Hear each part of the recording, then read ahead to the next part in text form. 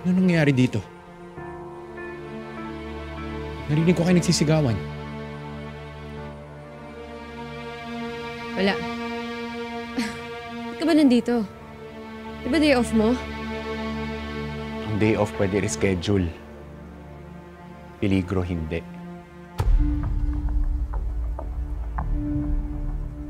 Pinapalabas mo ba na ako ang banta sa buhay ni Amira? Wala akong sinabing ganun.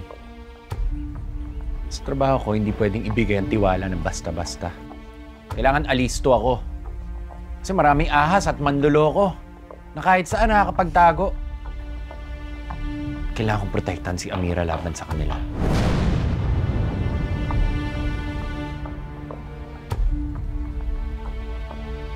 Ako ang mas nakakaalam kung paano protektahan si Amira.